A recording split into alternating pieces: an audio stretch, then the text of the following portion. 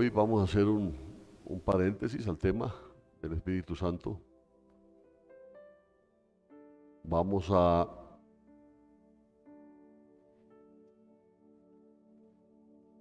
a ver, a dejar muy claro lo que es esta semana, lo que significa esta semana. La Semana Mayor, la Semana Santa, la Parranda Santa para otros, ya. Pero es importante que nosotros entendamos que es así como la Navidad, ¿no es cierto? Que nosotros entendamos qué significa. Creo que los primeros que se alegran con la Semana Santa son los estudiantes, porque entran a vacaciones, ¿no? Y otros cristianos también que entran a vacaciones.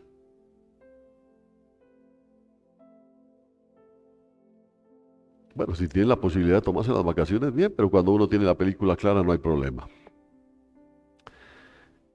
Entonces, si hay posibilidad de realizar unas actividades en esta semana, por ejemplo, Jueves Santo, Viernes Santo, Sábado Santo hasta el domingo de Resurrección, ya se les avisará oportunamente. ¿Correcto, hermanos? Así que denle gracias a Dios por sus vidas, por la vida de cada uno de sus hermanos, por la fidelidad de Dios, por la bondad de Dios, porque si no fuera por Él, ninguno de nosotros estaría aquí. Bien. Ahora, abran sus Biblias, hermanos, en Romanos capítulo 12.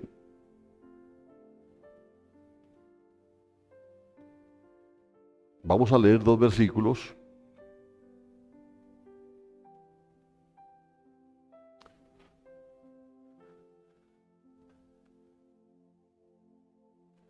Pero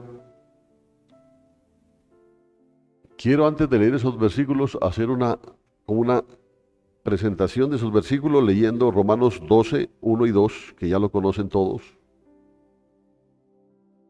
Lo voy a leer en la Nueva Traducción Viviente. Dice así la bendita palabra de Dios.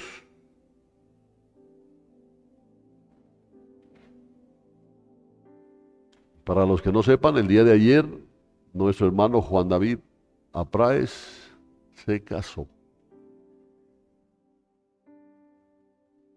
Se casó, pero sonría, hombre, es una buena noticia, ¿no? Se casó, como la esposa es bogotana, entonces la idea era poder casarse allá, porque él ya viene con ella el día lunes. Ellos van a residir aquí en Pasto. Amén. Entonces de aquí en adelante es Don Juan David. Nada de Run ni Don Juan David, ¿no?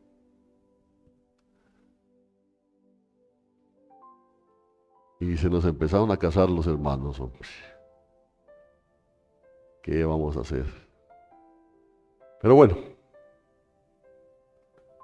Romanos capítulo 12, leamos versículo 1 y 2, dice: por lo tanto, amados hermanos, les ruego que entreguen su cuerpo a Dios por todo lo que Él ha hecho a favor de ustedes, que sea un sacrificio vivo y santo, la clase de sacrificio que a Él le agrada.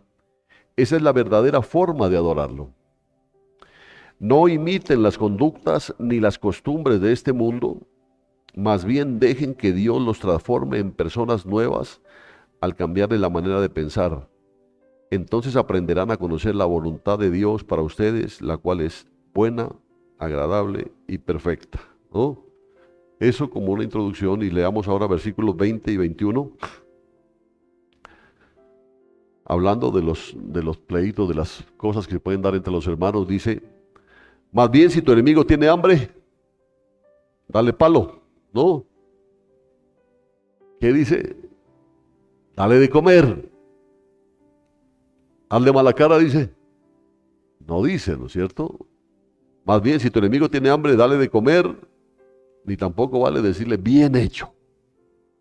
Bien hecho, dice, ¿no? Más bien, si tu enemigo tiene hambre, dale de comer, y si tiene sed, dale de beber, pues haciendo esto, carbones encendidos amontonarás sobre su cabeza. No seas vencido por el mal, sino vence el mal con el bien. Amén. El Señor añade bendición a su palabra. Tome su lugar.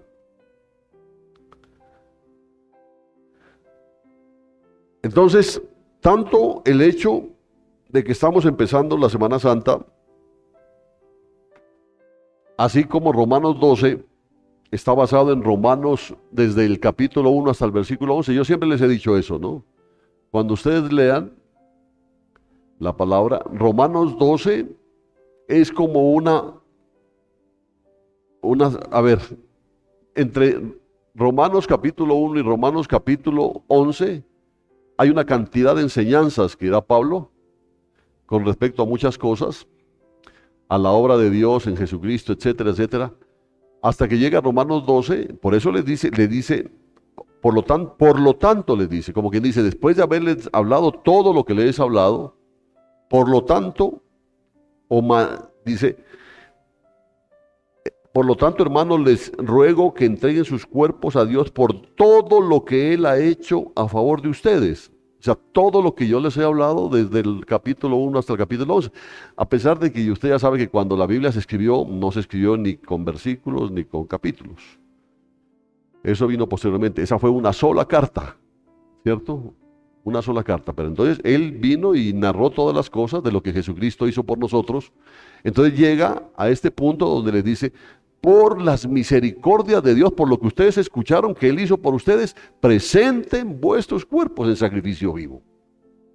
Eso es lo que les está diciendo. Y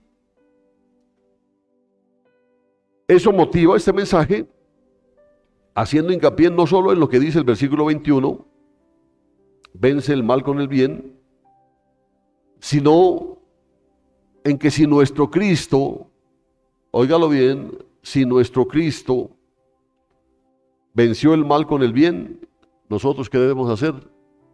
Lo mismo. Yo siempre les he dicho, no es matar y comer del muerto.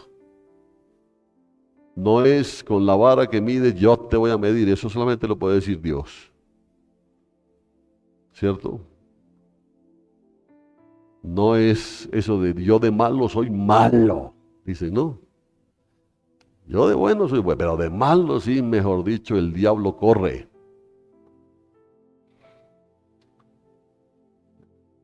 El problema es que si nuestro Cristo venció el mal con el bien, nosotros como cristianos, ¿qué debemos hacer? Lo mismo, lo mismo. En otras palabras, quiero subrayar que lo que Cristo hizo en los últimos días de su vida en la tierra, durante ese periodo que ahora ya se conoce como la Semana Santa, y la manera en que Pablo lo describe en Romanos del 1 al 11, son el fundamento y el modelo de cómo vencemos el mal con el bien. ¿Usted quiere saber cómo vencer el mal con el bien? Lea Romanos 1, 2, 3, 4, 5, 6, 7, 8, 9, 10, 11 y empiece a leer el capítulo 12, porque ahí le dice, por todo eso que has leído, si tu enemigo tiene hambre, dale de comer, y si tiene sed, dale de beber, pues haciendo esto, carbones encendidos amontonarás sobre su cabeza. No seáis vencido por el mal, sino vence el mal con el bien. ¿Si hay cristianos aquí? Bueno. ¿Sí tiene sus enemigos usted o no? Solo se mira nomás, ¿no? Hay un problema, que si tu enemigo tiene hambre, tienes que darle de comer. Ni agua al enemigo, dicen, ¿no? La mayoría. Pero no solamente es agua, pan también tienes que darle. Y no solamente agua y pan, sino amor tienes que darle. Uy, eso está grave. Bueno, como usted dijo que es cristiano, yo le estoy diciendo cuál es la actitud que debe tener el cristiano.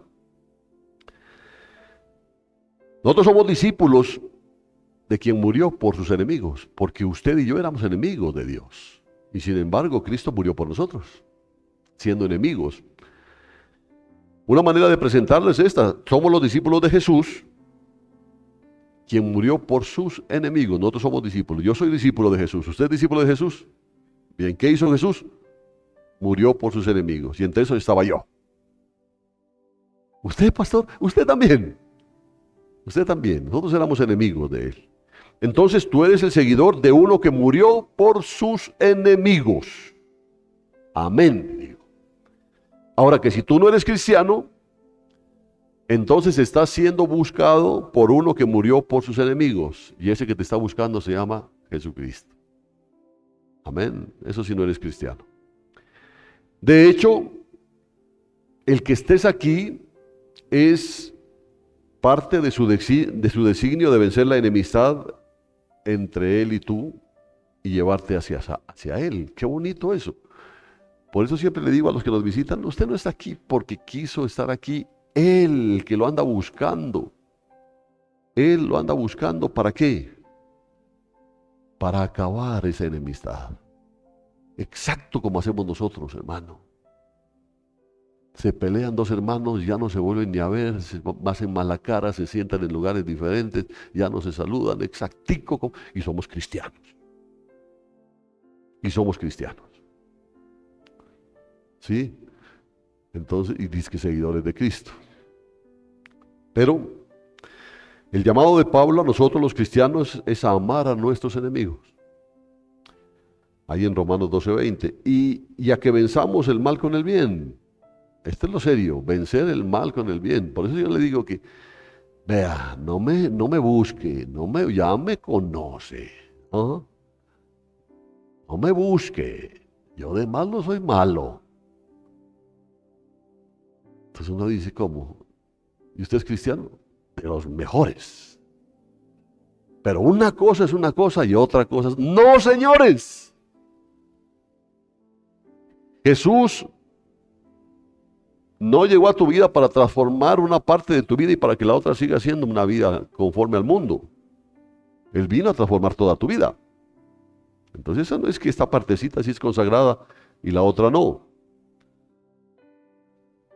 Por eso hay muchos de los que hablan que el evangelio muscular, dicen, no, yo sí le di su puño.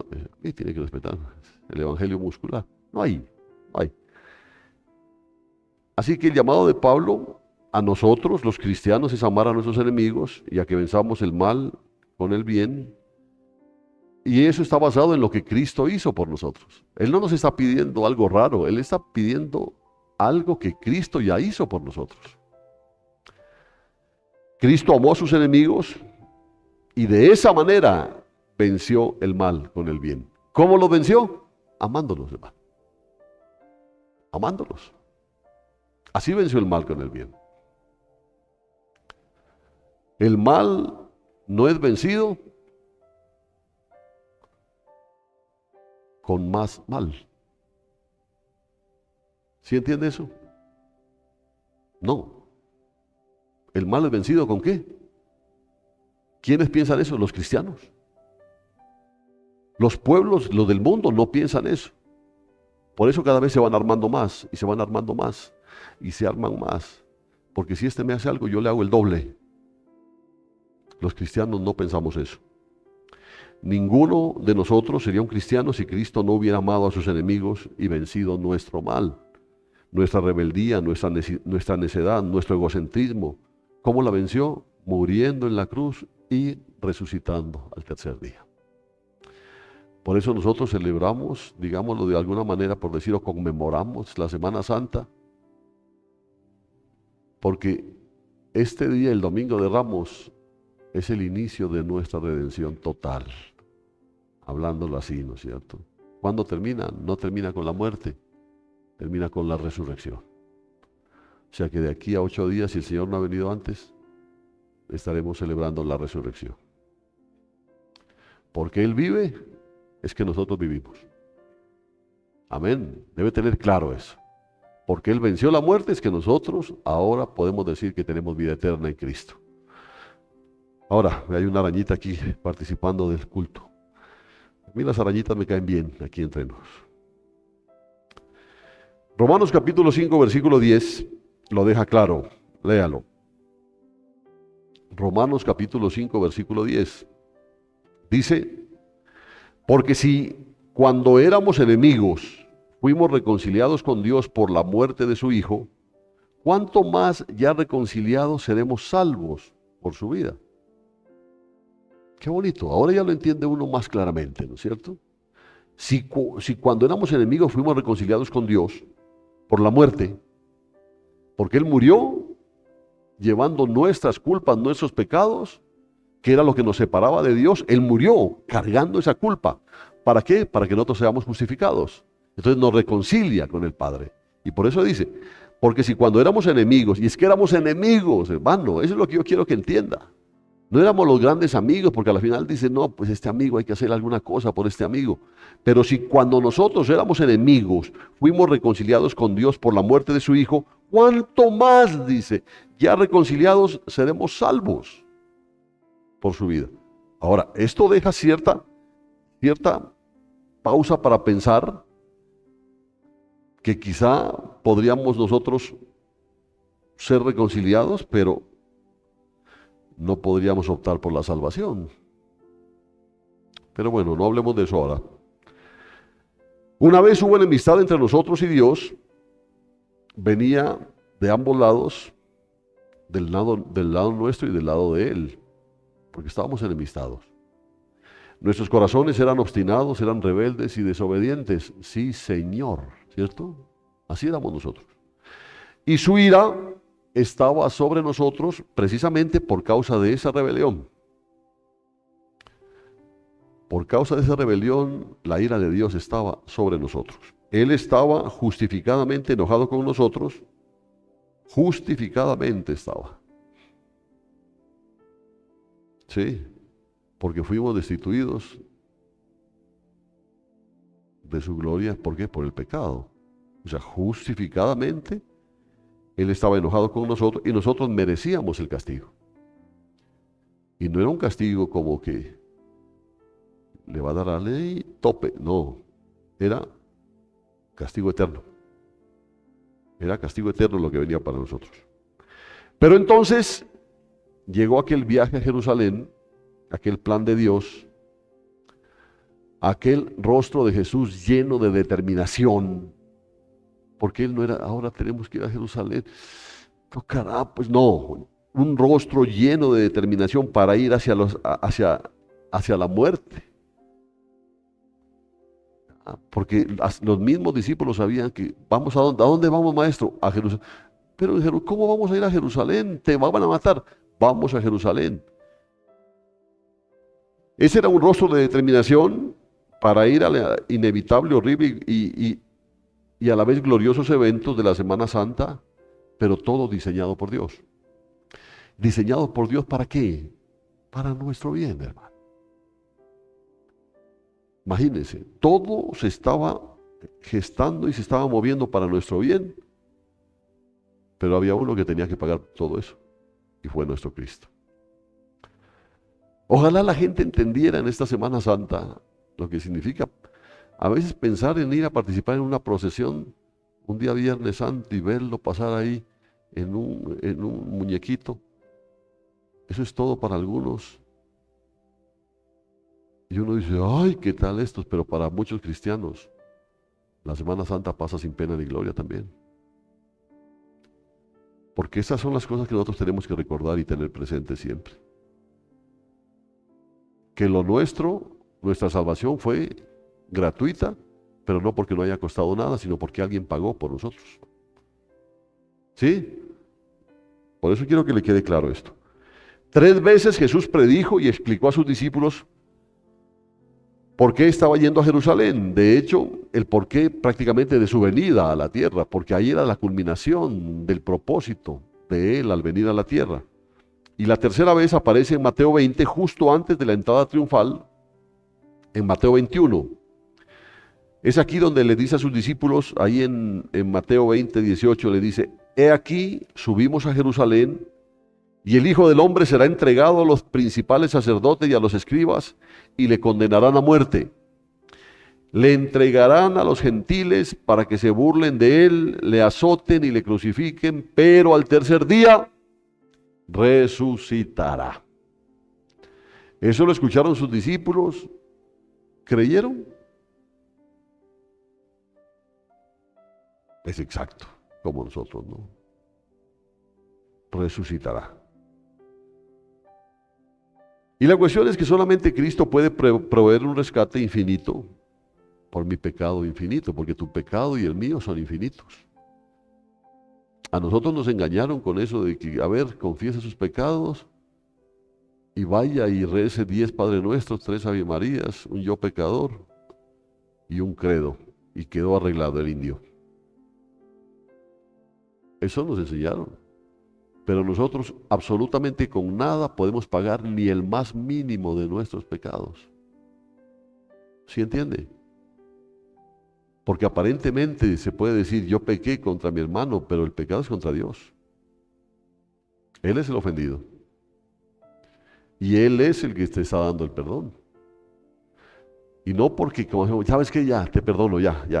Dejemos eso en el olvido, echémosle tierra. Él no echa tierra a los asuntos. Porque Él había escrito que la paga del pecado es muerte. Y Él no podía decir, bueno, no tengamos en cuenta eso. No, tenemos en cuenta eso. La paga del pecado es muerte. La ira de Dios está sobre ustedes, porque la paga del pecado es muerte. Y entonces vino Cristo y dijo, Señor, aquí estoy. Los pecados de ellos están sobre mí. Y Él pagó. O sea que tu salvación y la mía no fue gratuita. Nos la entregaron gratuita, pero porque alguien pagó. Creo que eso lo sabe usted, ¿no es cierto? Pero pues se lo recuerdo por si acaso se le olvide. Entonces, ¿cuál era el objetivo de todo esto? Jesús responde a esta pregunta unos versículos más tarde, justo antes de la entrada triunfal a la Semana Santa. Él dijo en Mateo 20, 28, de la misma manera el Hijo del Hombre no vino para ser servido, sino, ¿para qué? Para servir y para dar su vida en rescate por muchos. El significado de su muerte, el significado de la Semana Santa, ¿qué fue? Rescate. O sea, usted y yo fuimos rescatados. ¿Sí? Fuimos rescatados. Tremendo, ¿no? ¿Cómo se llamó ese plan que hizo el presidente Uribe para rescatar a los secuestrados? ¿Cómo se llamó? Bueno, la Operación Jaque. ¿Qué fue la Operación Jaque? Un rescate. Eso hizo Dios con usted y conmigo. Un rescate, ¿no? Rescate. Porque esta no fue una muerte ordinaria. A Él no le quitaron la vida, Él la entregó. Y eso lo dice la palabra, ¿no? Él la entregó. Esta muerte del Hijo del Hombre y del Hijo de Dios fue un rescate. Se estaba pagando un rescate por tu vida, hermano. Dele gracias a Dios. Por eso le digo, el hecho de que usted esté aquí no es que porque es que vine porque no había nada que hacer. Dele gracias a Dios, porque Él lo trajo aquí para recordarle esto. Si tú estás aquí es porque fuiste rescatado. Fuiste rescatado. No es porque se te da la gana y tu vida la estás haciendo tú y eres un gran luchador, eres un gran intelectual, eres un gran empresario y que no, tú fuiste rescatado. Por eso fue un rescate, un pago hecho para liberar a las personas del poder mortífero del pecado. Y Cristo venció el mal de nuestro pecado. ¿Con qué? Con el bien de su muerte y de su resurrección. O sea que con el bien venció el mal. Dios tenía todo el poder para aplastar al diablo. Dios tenía todo el poder de rescatarnos. ¿Cómo es que dicen? A fuego y... ¿qué dicen? A sangre y fuego. ¿Podía haberlo hecho? Pero no. Porque Él dijo, yo no me voy a poner al nivel de los adversarios, de los secuestradores. ¿Y cómo hizo? Venció el mal con el bien. ¿Sí se da cuenta de eso? ¿No es digno de ser amado? ¿No es digno de no dormirse en los cultos? ¿No es digno de darle toda la gloria, toda la honra y toda la alabanza? Porque la cuestión es, Bueno, pero es que lo que nosotros le dimos, pues el rescate era que él sabía que iba a obtener ¿qué puede obtener de nosotros, hermano? Encima de feos pelados. ¿Qué puede obtener de nosotros? ¿Qué puede? Nada. Así que Romanos 5:10 dice, porque si cuando éramos enemigos fuimos reconciliados con Dios por la muerte de su Hijo, reconciliados ¿cómo? Por el pago de un rescate. Porque el diablo le dijo, a ver, ¿vas a rescatarlo? Sí, bueno, tiene que pagar. Y tú dijiste que la paga del pecado es muerte. Entonces ellos no, ellos tienen que morir. Entonces dijo, no, yo te voy a dar a alguien superior que muera por ellos. Y ahí es donde estuvo nuestro Cristo. Él pagó. Yo digo, ¿cómo no amarlo? ¿Cómo no servirlo? ¿Cómo no alabarlo? ¿Cómo no adorarlo? Entonces mi deuda con Dios era infinita. Había pecado contra el infinitamente santo, bueno y justo Dios. Pagar la deuda de esa ofensa era imposible. Así pasemos la eternidad en el infierno. Por eso es tan mentiroso el asunto.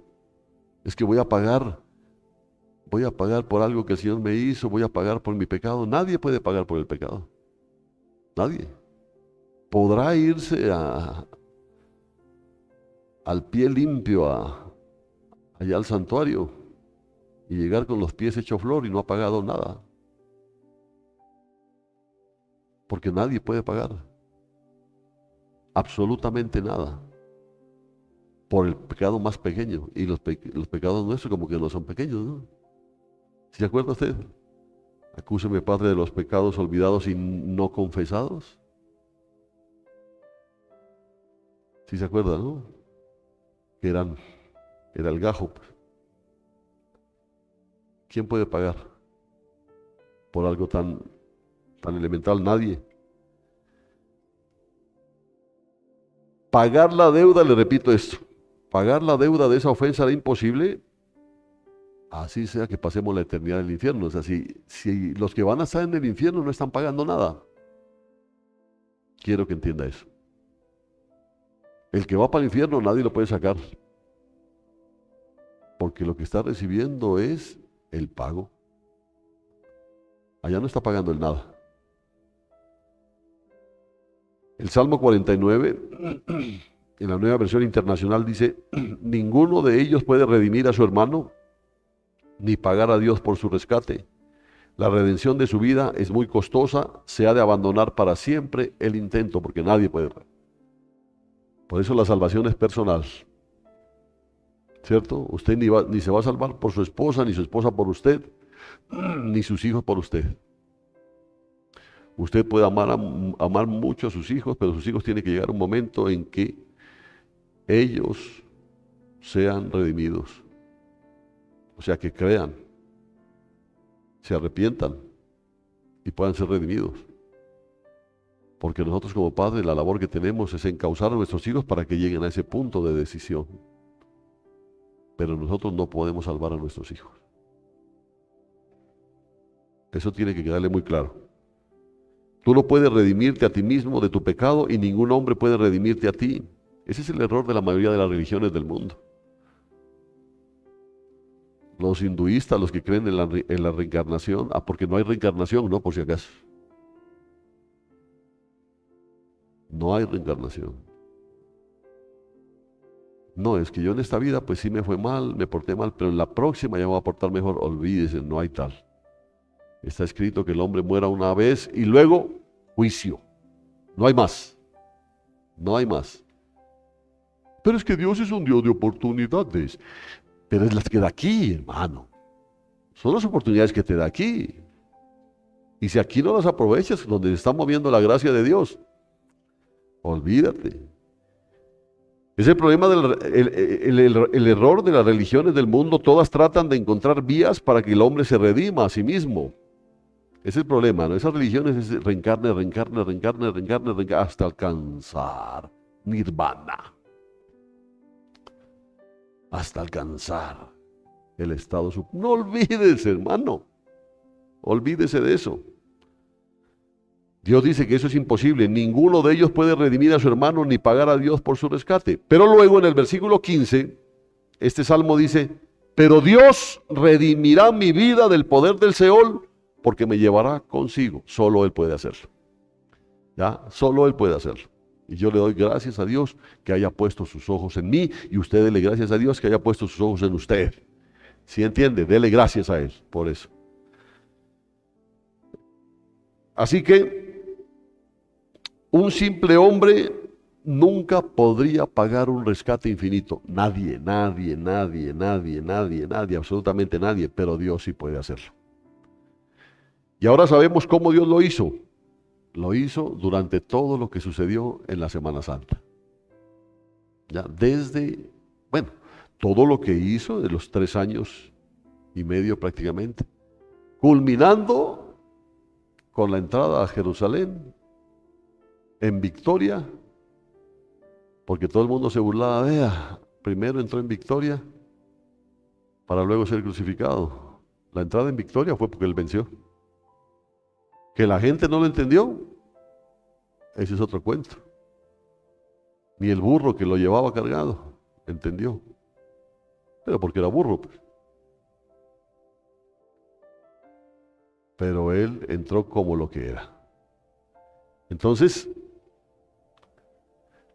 Él era el Dios hombre, en Él habitaba corporalmente toda la plenitud de la deidad, como dice Colosenses, y por tanto pudo y lo hizo pagar el rescate por todos los pecados de todas las personas que lo recibirían a Él y recibirían su perdón. Ahí estoy yo y ahí estás tú. Amén. Bueno.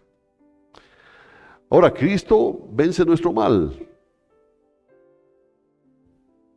con su bien. Porque cuando Cristo murió en rescate por todos los que creen, rompió las cadenas del pecado. Eso es lo interesante, mire. Porque no es solamente, bueno, yo les perdono los pecados, pero seguimos encadenados al pecado. No, Él rompió, por eso fue muy claro. He aquí el Cordero de Dios que quita, ¿qué? El pecado del mundo, no los pecados del mundo, sino el pecado. Él lo que quitó, rompió, fue la cadena, esas cadenas que nos ataban, llamadas pecado. Porque de nada sirve, ¿ya? De nada sirve que si tu hijo empezó a fumar, tú le quites la cajetilla. Sí puede volver a comprar otro. ¿Qué fue lo que hizo el Señor? Quitó el poder del pecado. ¿Sí está entendiendo eso, no es cierto? Entonces, rompió las cadenas de pecado y no eran solamente cadenas de pecado, porque ahí trabajan en llavería. Ese sí es concierto para delinquir, el del diablo. Porque el diablo utiliza la ley, ¿para qué? Para matarte. Porque la ley es la que te culpa de pecado. Entonces pecas y la paga del pecado es muerte. Entonces el diablo dije, gané. Ahí estaban trabajando, ¿no es cierto? Entonces viene el Señor Jesús venciendo el mal. ¿Cómo? Con el bien. Con el bien. Derrotó el mal del pecado, la rebelión y la desobediencia con el bien de su muerte y de su resurrección. Yo sé, pues pastor, todo eso lo sabemos. Bueno, vuélvalo a saber para ver si ahora sí lo vive. Porque bueno, podemos celebrar la Semana Santa y que vamos a tener vacaciones y que jajaja. Deje esas vacaciones que se sientan felices los niños, usted y yo no. Porque a nosotros lo que nos recuerda esta semana es el compromiso que tenemos con aquel que dio su vida por nosotros. Y es un compromiso de amor. Él no venció el mal con palabras persuasivas, no habló a la gente para persuadirles o abandonar el pecado. Él no convencía a la gente para que cambiara. Lo primero no era una transformación moral, porque no hubiera servido de nada. Escuche lo que le estoy diciendo. Lo primero no era una transformación moral, lo primero era una justificación legal. O sea, Él sabía que lo que tenía era que rescatarnos. ¿Cómo le explico esto? A ver, de nada sirve que a los secuestrados les envíen ropa bonita. ¿Sí me entiende? Les envíen perfumes finos. Si están secuestrados, pues, ¿de qué les sirve? Entonces, lo que era lo primero que había que hacer, rescatarlos. Darnos libertad. Eso es lo primero que tenía que hacer. Justificación legal. Y como le digo, no fue un rescate a sangre y fuego. Fue un rescate donde el bien venció el mal. Pero alguien se ofreció para pagar. Por eso le digo que él no venció el mal con palabras persuasivas. No hubo diálogos de paz. Es puro cuento. No hubo diálogos de paz. No habla a la gente para persuadirles a abandonar el pecado. ¿Quién te iba a persuadir? Hombre, si hasta ahora a muchos cristianos, hombre, hermano, mire esto. No se meta en mi vida, hermano, déjenme. Que si yo me voy para el infierno, pues me voy solo. ¿O qué? ¿Me voy ahí con usted? ¿O cómo es? Ahora es complicado, ¿no es cierto? Persuadir a los hermanos. Entonces él no lo hizo convenciendo a la gente para que cambiara o persuadirles para que abandone el pecado. Lo primero no era una transformación moral. Trate, decía el pastor Adrian Rogers, él decía, el mentiroso no es mentiroso porque miente porque es mentiroso. El ladrón no es ladrón porque roba porque es ladrón. ¿Sí entiende? Porque es algo superior, algo que lo tiene atado. Esas son las cadenas que rompió el Señor. Que el diablo quiere seguir metiendo los dedos a la boca, haciéndonos pensar que seguimos encadenados. Yo vencí el pecado, dijo, en la cruz del Calvario yo vencí el pecado. El pecado no tiene poder sobre ti. Por eso Romanos 12 dice, por todo lo que Él hizo, presenten vuestros cuerpos en sacrificio vivo. Ese es el culto verdadero al Señor. El venir aquí, así sea que no seamos aún todo lo que Él quiere, pero estamos aquí y venimos aquí con otra cara a agradecerle a Él lo que hizo por nosotros y gozarnos con las personas que han vivido lo mismo que nosotros estamos viviendo. Pero si llegamos aquí a pelear con los otros, ¿de qué hemos sido redimidos entonces?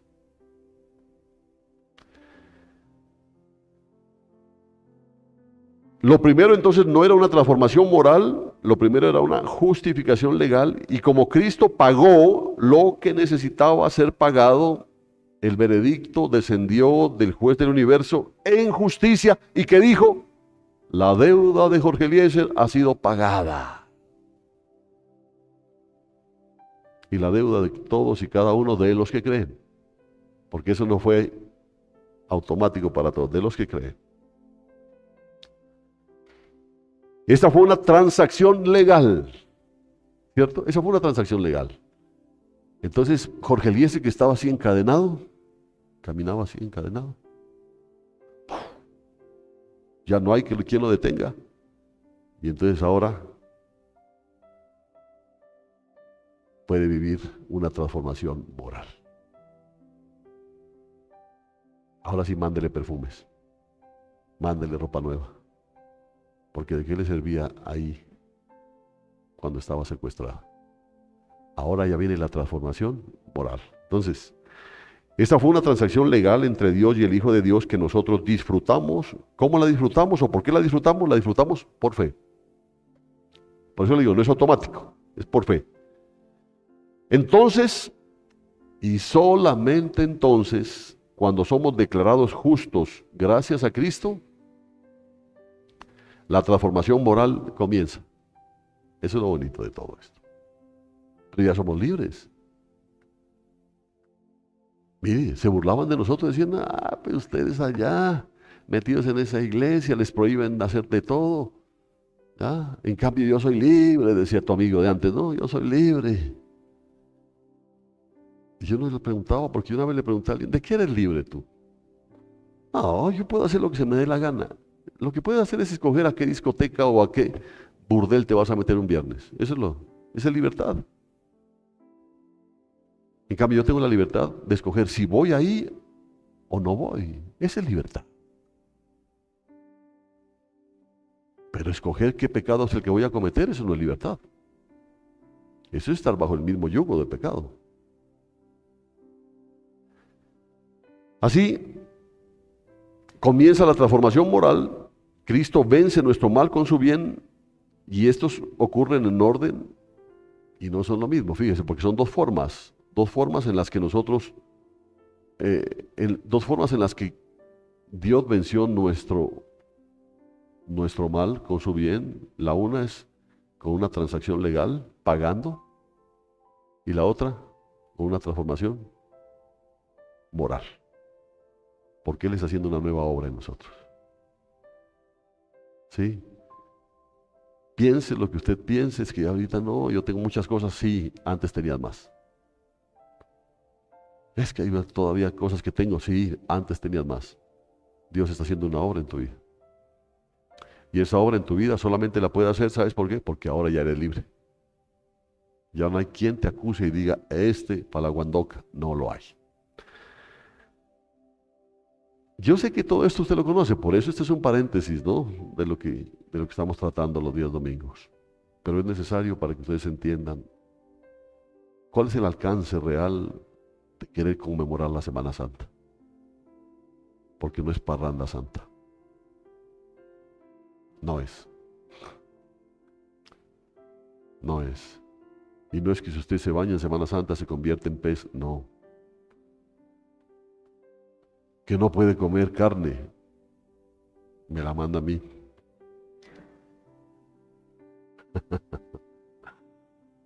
Porque ese es el cuento, ¿no? Que no puede comer carne. ¿Por qué? En la época de la juanesca, dice. Sabroso, pues si a usted le gusta la juanesca, disfrútela. A mí me manda la carne. Ah, usted es libre, hermano. Usted es libre. ¿Quiere conmemorar la Semana Santa? Entienda bien todo lo que le estoy contando. Entienda bien de qué usted ha sido beneficiario. ¿Ya? Entienda bien eso. Entonces, vence de dos formas y estas ocurren en orden y no son lo mismo. Claro, la primera tiene que ser la justificación legal para que luego venga la restauración moral. Si no, no puede ser.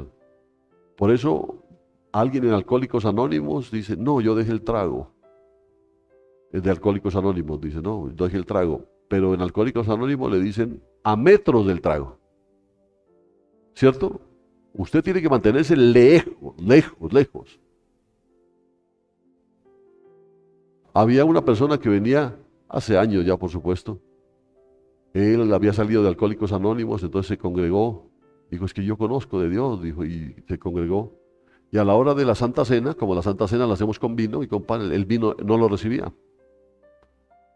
¿Y por qué? No, es que yo tengo claro, dijo yo, el alcohol lejos.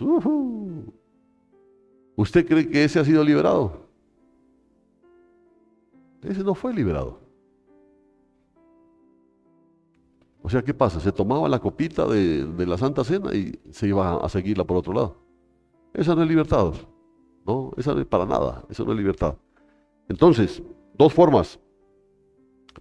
Vence nuestro mal haciendo por nosotros lo que nunca pudimos hacer por nosotros mismos. ¿Qué hizo Él? Satisfizo las demandas de Dios en nombre nuestro. Él pagó nuestro rescate. La perfecta y divina vida humana ha sido vivida y sacrificada. Es por eso que ahora somos justos a los ojos de Dios. Es que eso es impresionante. Escuchaba hace poco un pastor y creo que era una claridad. Es que la gente no entiende cuando dice justificado. Justificado, algunos piensan que es buscar la excusa, ¿no? Ah, ya te estás justificando, dice, ¿no? Ya te estás justificando por lo que hiciste. Entonces la gente piensa que es como buscar una excusa por lo que se hizo. Pero la justificación bíblica es que no hay absolutamente nada en contra tuyo. ¿Declarado por quién? Por aquel a quien nosotros ofendimos. Entonces va el diablo a decir, es que este te ofendió. ¿Quién? Este te ofendió. Yo no tengo nada contra él. Ay, hombre, Acuérdate que antes, pues, antes, este ya no tuvo antes a mis ojos. Él tiene una hora. Y es bonito. Por eso hay un nuevo nacimiento. ¿Sí se da cuenta? Entonces el diablo te acusa y Dios dice, nada tengo.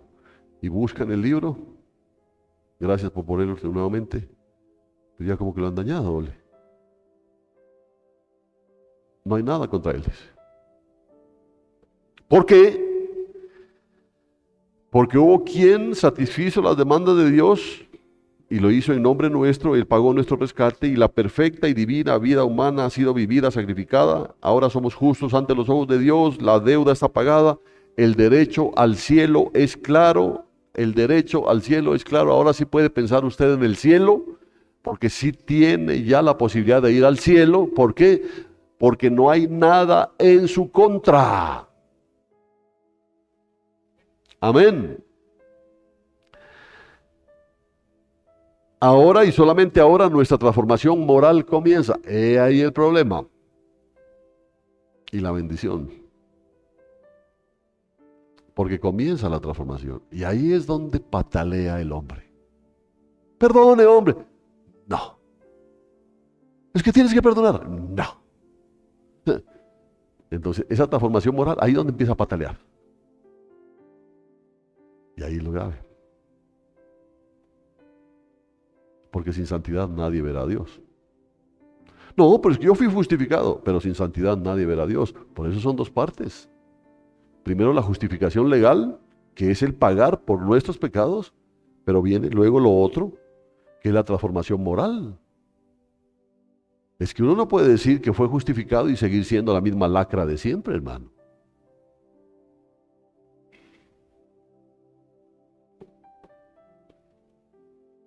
Que antes se la pasaba metido en las cantinas y ahora de cristianos ahora es en los nightclubs.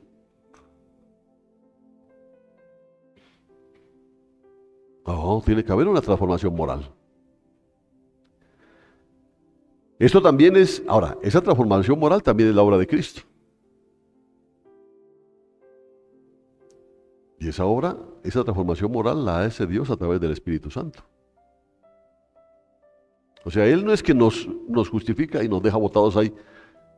Ahí caminen para decir, pero ¿para dónde, Señor? Ya verán ustedes, ya libre los dejé libres. No. Esa es la grandeza, el amor, la soberanía, la misericordia de nuestro Padre Celestial, que no nos deja botados. Yo no los dejaré solos, dijo. Y dijo, yo empecé en ustedes una buena obra y la voy a perfeccionar hasta el fin. Ese es el Padre que usted y yo tenemos. Pero ¿cuál es el problema? Cuando nosotros pataleamos y no le dejamos que Él haga. Entonces,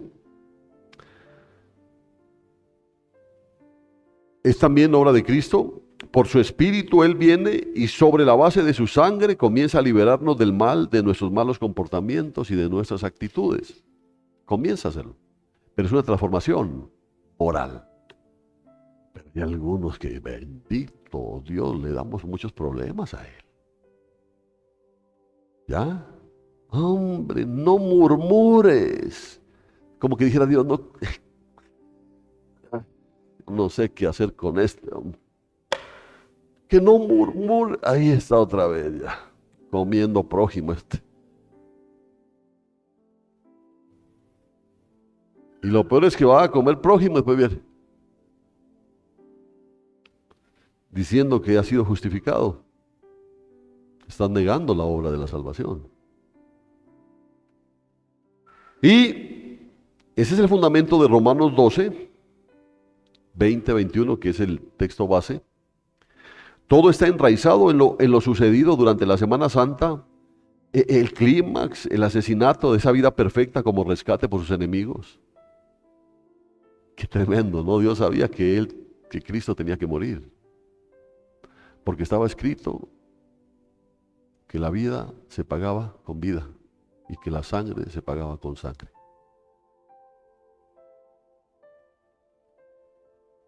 Antes se ofrecían sacrificios de corderos, pero esa y Dios perdonaba por la sangre de esos corderos sacrificados. El Señor perdonaba, dice, no los olvidaba, sino que los pecados los tenía aquí, amontonados. Hasta que vino el sacrificio perfecto. Él es el Cordero de Dios, dijo, que quita el pecado. Que quita el pecado. Es el Cordero de Dios.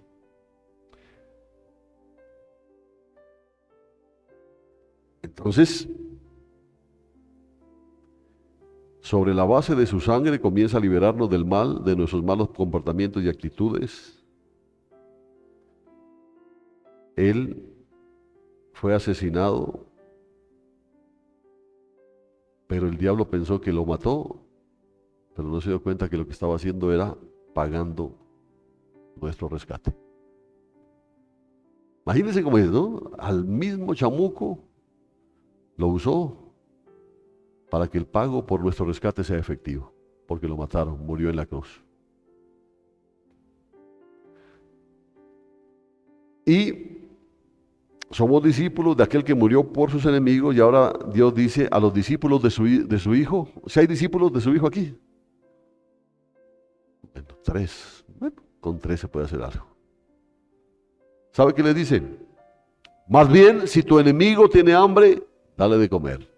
Y si tiene sed, dale de beber. Pues haciendo esto, carbones encendidos amontonarás sobre su cabeza. Y esta es una cita de Proverbios 25:22. No seas vencido por el mal, dice, sino vence el mal con el bien. Ahora entonces conocemos que este no es un simple llamado de Dios para que imitemos a Cristo. Es un llamado a que confiemos en Cristo para nuestra propia salvación. Oiga esto. Y entonces en esa esperanza, en la fuerza, en el gozo y seguridad de esa salvación, mostrarle a otro la manera en que vivimos. ¿Cómo vas a mostrarle a otros tu gozo, tu salvación, tu esperanza, si no es con la forma en que vives? ¿Usted cree que un vecino suyo, ¿para dónde va, vecino? ¿Para dónde se va? Voy al culto. ¿Qué le pasa, vecino? ¿Cree que le va a decir? Lléveme, vecino. ¿Cree que le va a decir eso?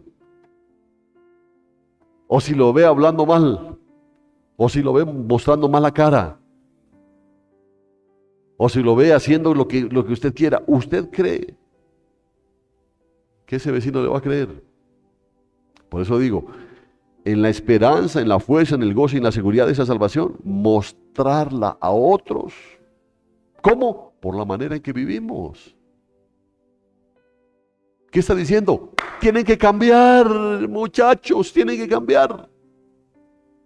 Usted también, pastor, amén, hermanos. Qué bueno fuera que yo estuviera allá, totalmente coronado, estaría allá. Ya no estaría viendo en la cara a ustedes. Pero aquí estoy. Entonces, ¿qué nos dice? Hay que cambiar. ¿Has sido justificado? Sí, Señor. Muéstralo en tu vida. Porque si fuiste justificado, legalmente has sido justificado, entonces tiene que darse una transformación moral en tu vida. Pero entonces, cuando se habla de cuestión moral, inmediatamente se va a cuestiones sexuales, a cuestiones de una cosa. Abarca absolutamente todo. Cuando él dice, venga acá, tacañito. ¿Usted es cristiano justificado? Sí, pero mi billetera no. Entonces no hay una transformación. Si sigue siendo murmurador, y luego vienes acá a levantar manos, no hay transformación. Y eso viene en 2 etapas. Acuérdese, 2 etapas. Primero, ¿cuál? La justificación legal. Y segunda, la transformación moral.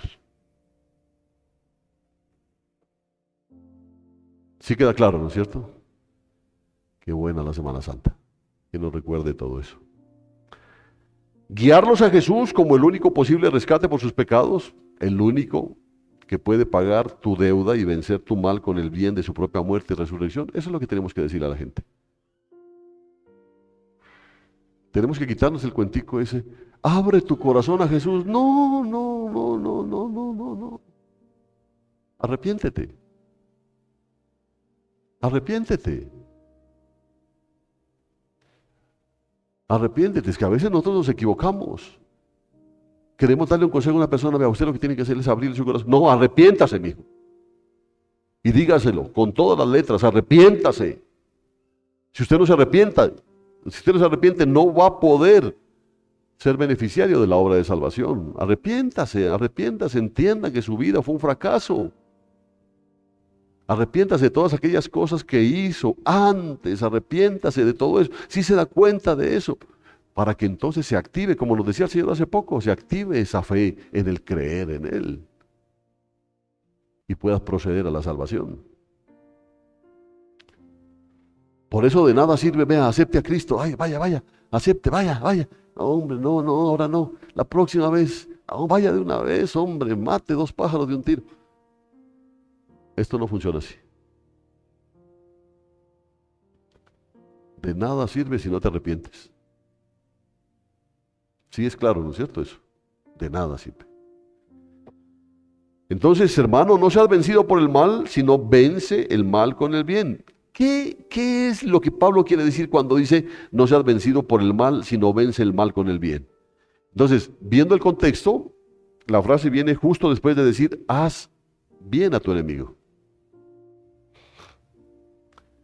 Entonces, yo creo que lo que él quiere decir es, y escúchelo bien, hermano, así, ahora sí, abra sus radares, enfóquelos acá. ¿Ya?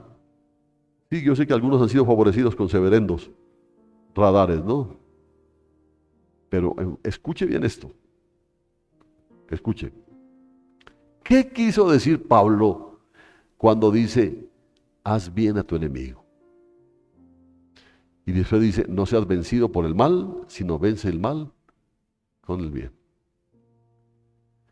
¿Sabe lo que está diciendo? No permitas, y escúchelo bien, no permitas que la hostilidad de tu enemigo produzca hostilidad en ti. ¿Sí queda claro eso? Uno de esos maestros estoicos dice, nosotros no tenemos capacidad de manejar las cosas exteriores a nosotros, pero sí podemos manejar nuestra respuesta hacia eso. ¿Sí? Porque alguien puede pasar gritándote a ti, ve hijo de tal, movete. ¿Qué tu mamá qué? Responde el cristiano. Entonces, ¿qué hizo ahí? ¿Venció el bien con el mal? No. Caíste en la hostilidad. Ahí el mal venció. Por eso te está diciendo, ¿qué es lo que está diciendo? No permitas que la hostilidad de tu enemigo produzca hostilidad en ti. Al contrario, deja que tu amor triunfe sobre esa hostilidad. Esa es la forma. Ve, hijo de madre. Sí, señor, dígame. Ah, ¿qué tal? Tranquilo, tranquilo. Yo también lo amo.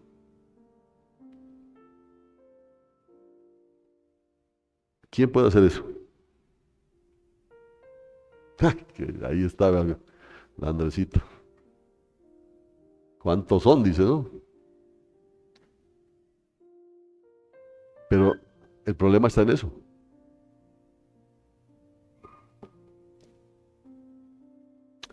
No seas vencido, no seas vencido por el mal significa no seas vencido por el mal de aquel.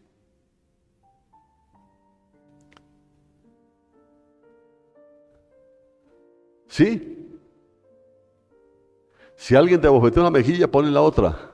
¿Por qué? Porque el bien tiene que vencer el mal. Porque a mí que me abofetearon una vez, ¿qué? Pum, pum, pum, pum, pum. A mí me respeta. Soy un hijo de Dios.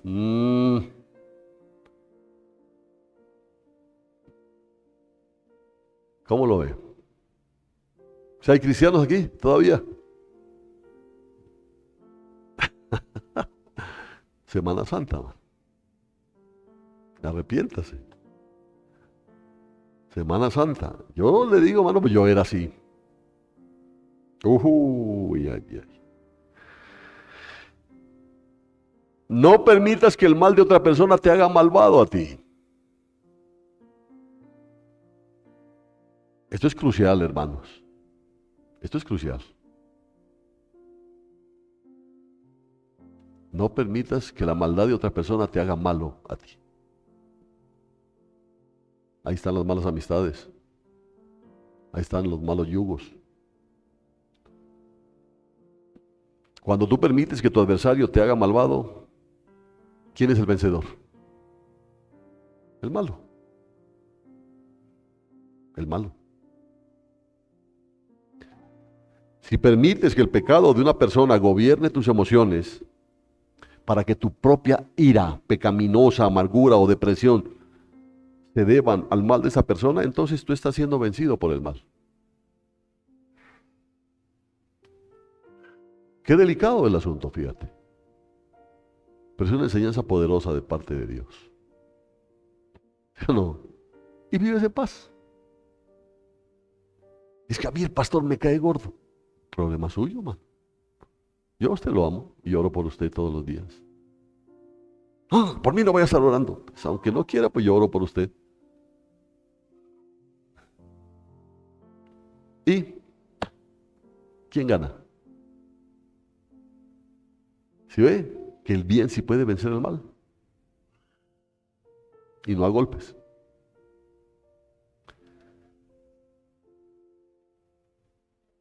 Te voy a repetir este pedazo para los que toman apuntes. Si permites que el pecado de una persona gobierne tus emociones, ¿qué significa gobierne tus emociones? Uy, ahí está, ahí está. Uy, es que no puedo ni verlo, ve cómo me pongo, ve. ¿No? Uy, es que, uy, ojalá se muriera. Está gobernando tus emociones. Si permites que el pecado de una persona gobierne tus emociones, para que tu propia ira, como está la ira y esa ira es pecaminosa, entonces sale. Para que tu propia ira pecaminosa, tu amargura, tu rencor, tu depresión, se deban al mal de esa persona, entonces estás siendo vencido por el mal.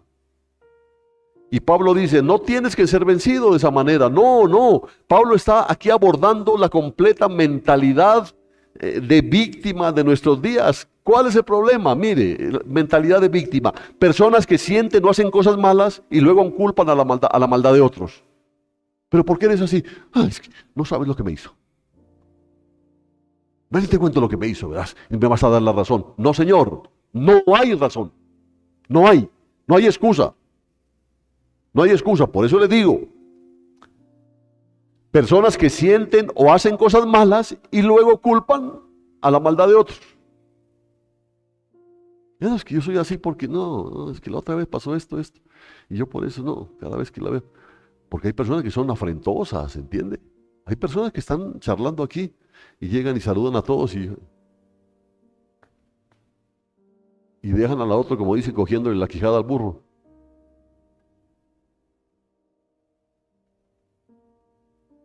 Y aquí no ha pasado nada, no, aquí ha pasado mucho. El mal venció el bien. El mal venció el bien. No le niegue el saludo a nadie. Incluso en el mundo dicen lo cortés no quita lo valiente. Pero no le niegue a usted el saludo. ¿Quién quita que de pronto le den a usted un saludo sincero y lo bendigan? Y usted por tirado a gran cosa dejó de saludar a esa persona.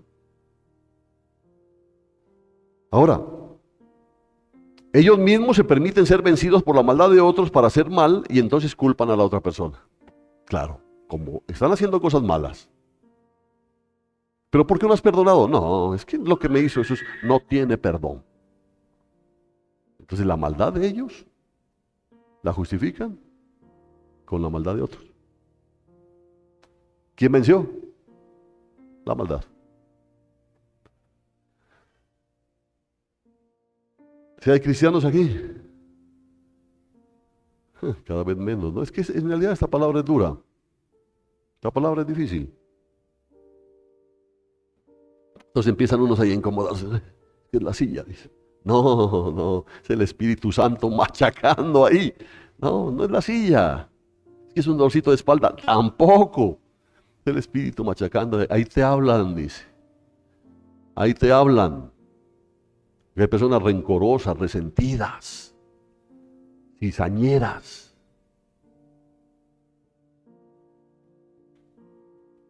Qué buena gente que es el hermano tal.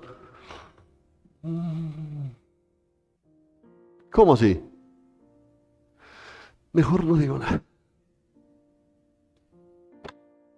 El mal venció al bien. Claro. Totalmente claro. Amén. Pablo dice, no seas vencido por el mal. No permitas que el mal de otra persona provoque tus malos pensamientos o malas actitudes o malas obras. Es que ese me saca la chispa, dice. Es que este saca lo malo de mí. ¿Se ha oído eso, no? Este sí saca lo que no tapó el gato en mí. No le des ese tipo de poder, porque le estás dando poder a la otra persona sobre ti.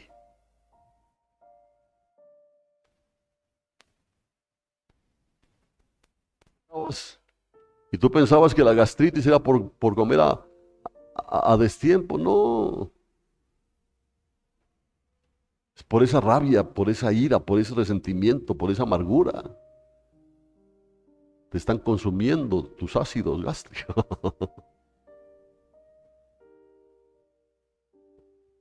Y fíjate. Y habiendo la posibilidad de solucionarlo, ¿cómo? Con el bien. Porque el bien vence el mal. ¿Usted sí lo cree o no? Aunque aparentemente no se ve, ¿no? Uno ve, no. Oye, esos malos. Es que los malos, no, a los malos siempre les va bien. Lea el Salmo 73. Cuando Asaf dijo, qué bestia yo era, dijo. Tuve envidia de los malos al ver cómo prosperan. Sus ojos se les saltan de gordura, dijo. Abren su boca para hablar mal de Dios. Y sin embargo cada vez les va mejor y mejor y mejor. Y yo, dijo, no. Imagínense cómo es el asunto, ¿no? Y yo que dizque cristiano, cada vez peor. Hasta que entré al santuario de Dios, dice. ¿Qué significa? Hasta que Dios en su misericordia me hizo entender cuál es el fin de ellos. Porque el fin de los malos es el infierno.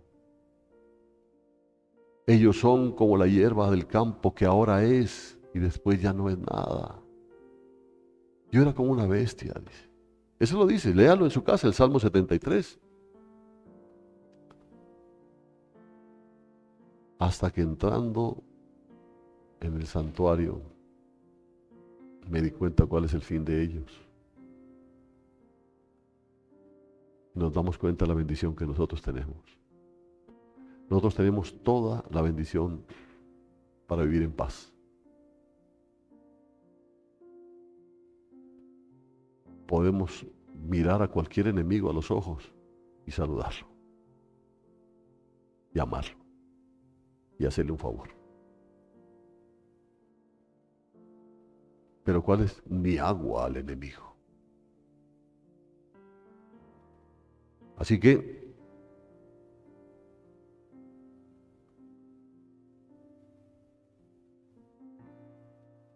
no permitas que el mal de otra persona provoque tus malos pensamientos o tus malas actitudes o tus malas obras. No le des ese tipo de poder, te decía. Tú no tienes que hacerlo. Cristo es tu rey, Cristo es tu líder, Él es tu campeón, Él es tu tesoro. Él. Cristo gobierna tu vida, no quienes hacen el mal. No dejes que los que hacen el mal gobiernen tu vida. Por más de que te maldigan, por más de que te muestren mala cara, por más, no dejes que eso te entorpezca tu ser. Tú sigues siendo el mismo, afable, amable, amoroso. Yo a veces bromeo con los hermanos cuando vamos a ver allá. Dios los bendiga a todos, menos a uno. No, pero se los digo de broma, ¿no? Oh, Dios los bendiga a todos, hermano. Dios los bendiga a todos. A todos. Entonces, cuando alguien te hace mal, tú deberías decir, bueno, tú no eres mi Señor. No seré controlado por ti. No tendré mis actitudes, pensamientos y acciones dictados por tu maldad. No, Cristo determina mis actitudes, Cristo determina mis pensamientos, Cristo determina mis acciones. Eso es lo que te debe tenerte claro. Cuando alguien te haga daño, no caigas en el mismo nivel. Cristo es el que gobierna tu ser. Y Él te dice, si tu enemigo tiene sed, dale de beber. Ah, no, pues que es duro, claro, es duro mientras permite que lo malo que aún hay en ti siga gobernando. Ahí el mal va a ganar. ¿Cuán diferente es esta reacción a la manera en que reacciona la mayoría de la gente, ¿no es cierto? La mayoría de la gente sí es, ay, ay, ay. Y es que la gente vive en un estrés terrible. Uno va a veces en el carro y le dice algo a alguien, pero a veces preguntarle algo. ¿Qué? No, hombre, estoy haciendo una pregunta. Tranquilo. Es una pregunta. Ah, qué triste, ¿no? Qué triste. Ese es el mundo. Pero en medio de este mundo hay un pueblo. ¿Cómo lo identifican? Es un pueblo que ama. Y no ama por conveniencia. Ama porque es su naturaleza.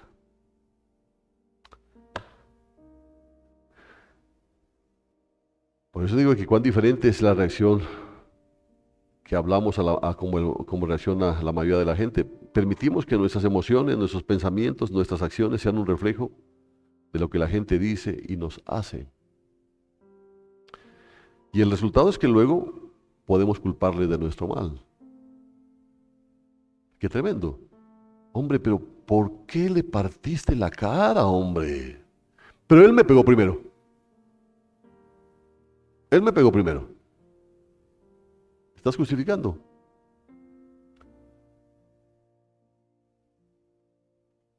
Él me pegó primero.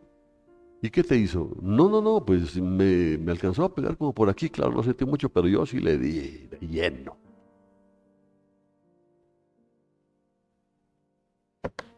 Entonces, ¿qué haces? Pero él tuvo la culpa, dices. Entonces le culpas de tu mal, lo culpas de tu ira, de tu amargura, de tu desánimo, de tu depresión, de tu venganza. Te fregaste, si eso es lo que está pasando en tu vida. Pero Pablo dice, no, cuando los cristianos enfrentan el mal, no responden con mal, simplemente. Responden a Cristo, quien trata con el mal. El que va a tratar con el mal es Él, no soy yo. ¿Sí me entiende? No soy yo. Él murió para eso, o de otra manera lo castigará en el infierno. Eso es así de simple. Y Cristo es la realidad dominante en nuestras vidas, no la maldad de otra persona. Así que la maldad de otra persona ya no va a volver a mandar en mi vida. Cristo va a mandar en mi vida. Ya puede llegar la gente y pegarme la insultada que sea. Cristo en mí, la esperanza de gloria. Cristo en mí, la luz de mi ser. Y entonces el otro, a ver, pues responde. No, mijo. No voy a responder. Tú sabes que no te vas a igualar, porque el bien vence el mal. ¿Cuántos dicen amén? ¿Cuántos están dispuestos? Levanten su mano para la foto. Déjeme ver quién no está dispuesto para no meterme con esa persona. Porque... Ay, hermanitos queridos. ¿Ah? Hay algunos que no son solo insobornables, sino insoportables. Pero pues dice que hay que soportarlos. Es que es duro, claro, para ti es duro, para mí es duro. Pero Cristo en mí, la esperanza de gloria.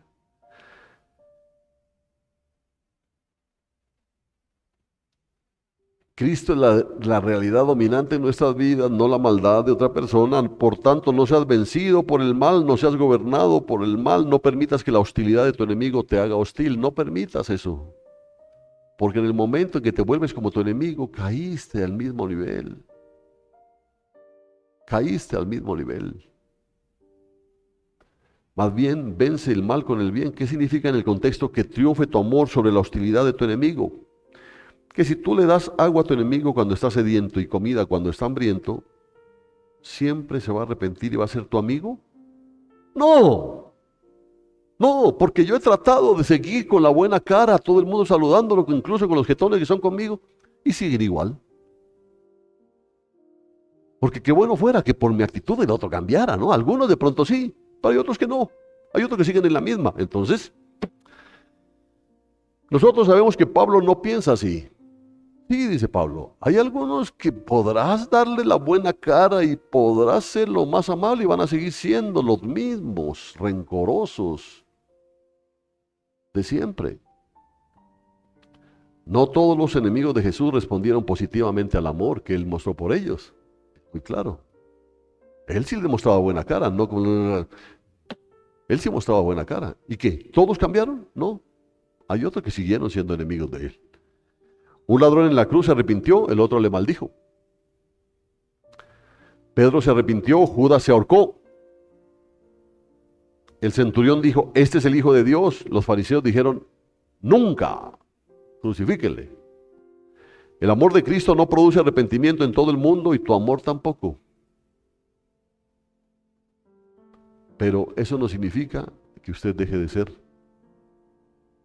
lo que tiene que ser. El amor de Dios tiene que notarse en usted. ¿Cuántos dicen amén?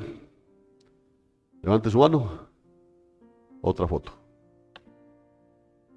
Ajá, usted se ríe, pero no sabe lo claro que es eso. Cuando dice que de la abundancia del corazón habla la boca, no solamente se refiere a la boca como se refiere a lo que es todo el cuerpo.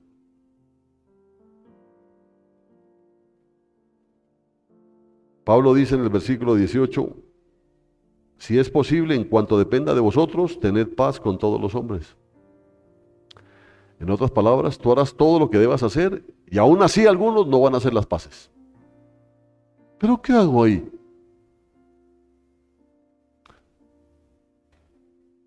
¿Qué significa?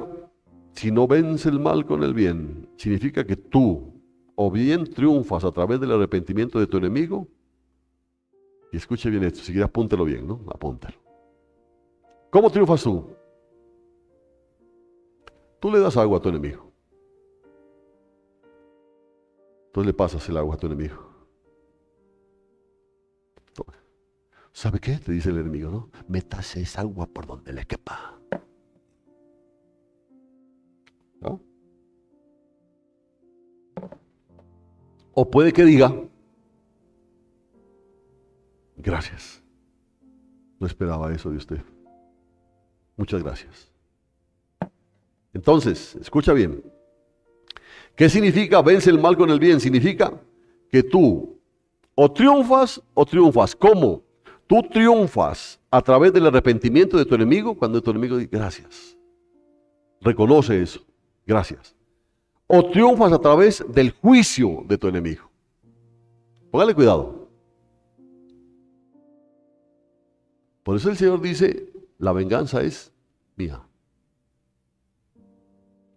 La venganza es mía. Entonces, cuando tú obras conforme el Señor y le das agua a tu enemigo, y tu enemigo la recibe y ese acto tuyo lo hace arrepentirse y llegan a una reconciliación, triunfaste. Pero si tu enemigo te dice lo que yo te dije antes, y coge y te echa el agua en la cara. Tú simplemente sacas tu pañuelo, te secas y le dices que el Señor te bendiga y te vas. Esa persona queda bajo el juicio de Dios. ¿Quién ganó? El bien. ¿Sí entienden? El bien. En otras palabras, si amas a tu enemigo y bendices a quienes te maldicen, como dice el versículo 14, y no devuelves mal por mal, y no tomas venganza por ti mismo, serás el ganador, serás el conquistador, serás el vencedor, sin importar cómo responda tu enemigo. Esto es fabuloso. Por eso, esto le da a uno paz, ¿me entiende? Ya no es que, ¿dónde está ese? Yo me voy a sentar acá. ¿Y dónde? Ay, no, iba a hablar con el pastor, pero está hablando con ese. Te evitas ese problema, ¿me entiendes? Te evitas ese problema. Te evitas. ¿Por qué?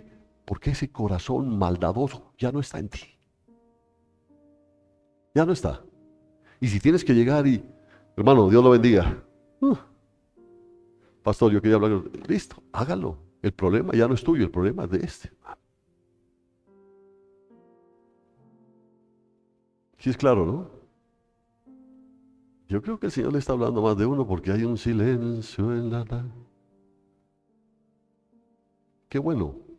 Póngale cuidado a esto. Versículo 19. Dice el versículo 19. Amados, no os venguéis vosotros mismos, dice.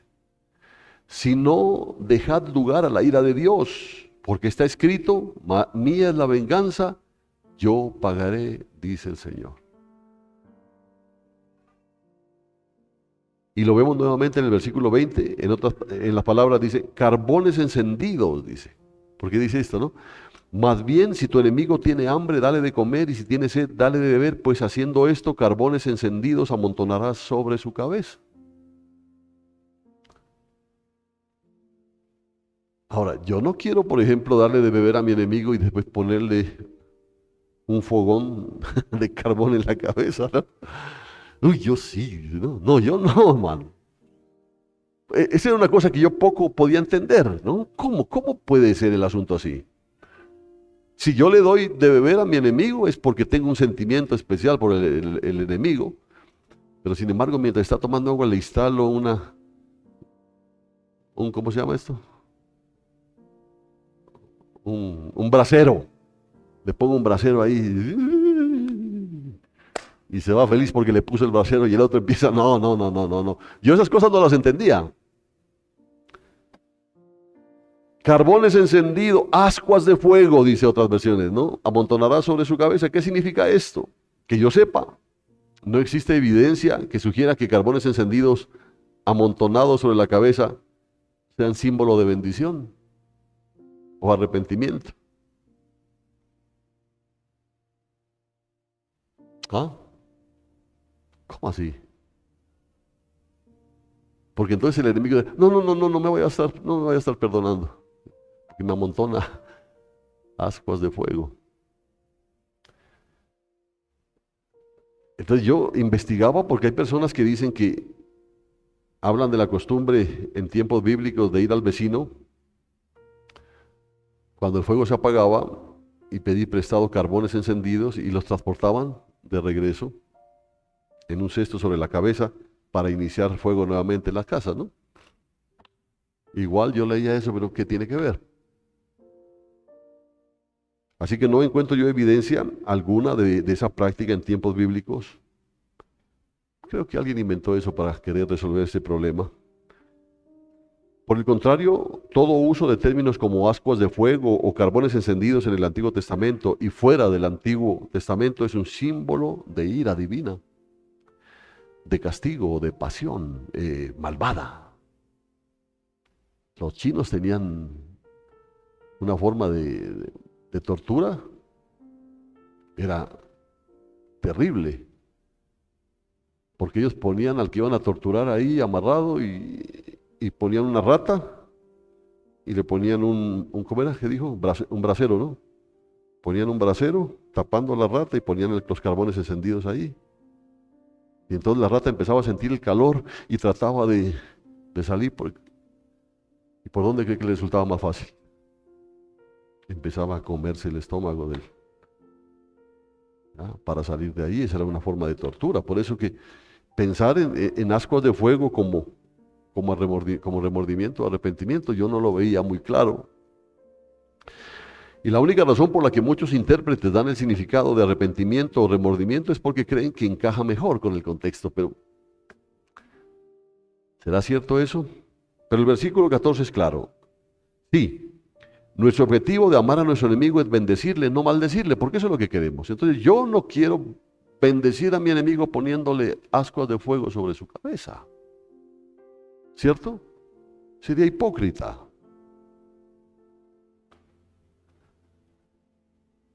Bendecid a los que os persiguen y bendecid y no maldigáis, dice. Nuestro primer y más urgente anhelo por nuestros enemigos es que sean bendecidos, que se arrepienten, que confíen en Cristo y que su rescate pague también las deudas de ellos y les dé salvación. Eso es lo que uno quiere de los enemigos.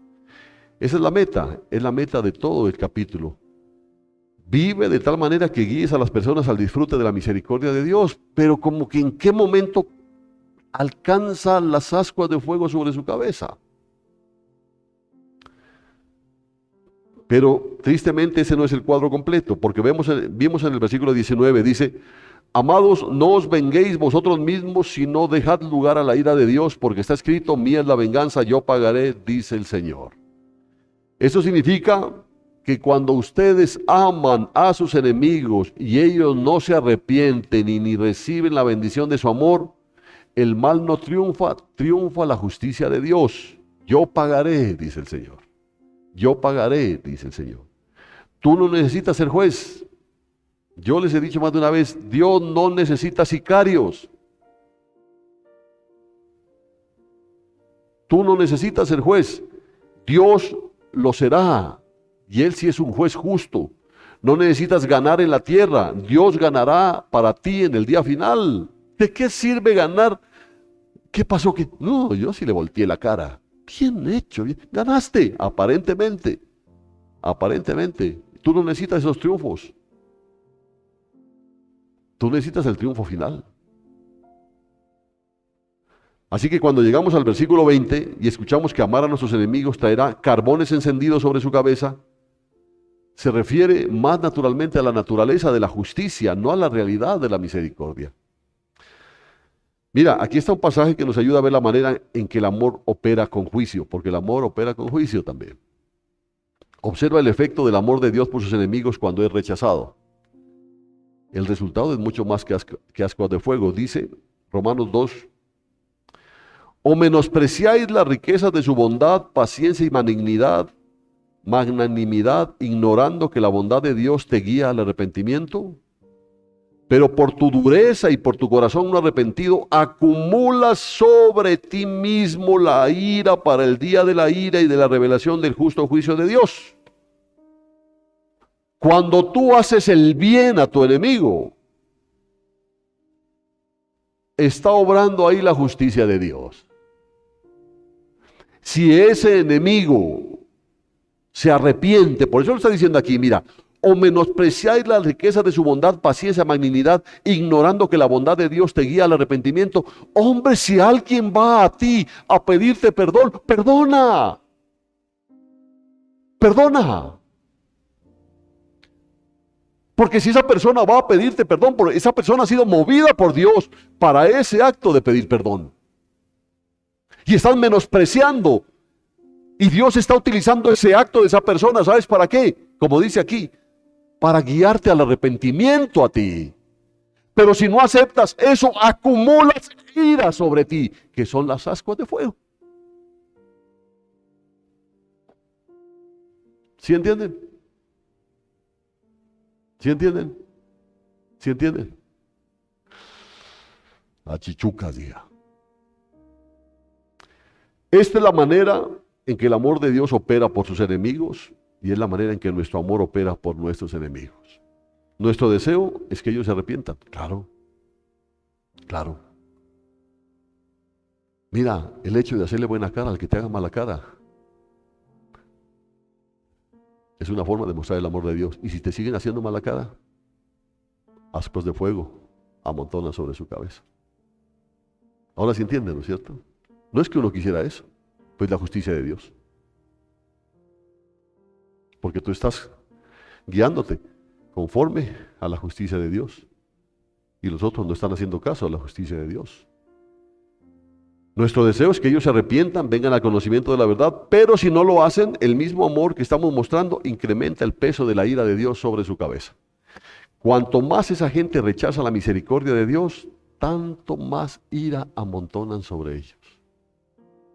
Manténgase, rencorosito, manténgase. Y va a haber más ira acumula. Sobre todo cuando la persona es que aquí hemos sido llamados a perdonar. A eso hemos sido llamados. No, pues tiene que venir de rodillas a pedirme perdón. ¿Por qué?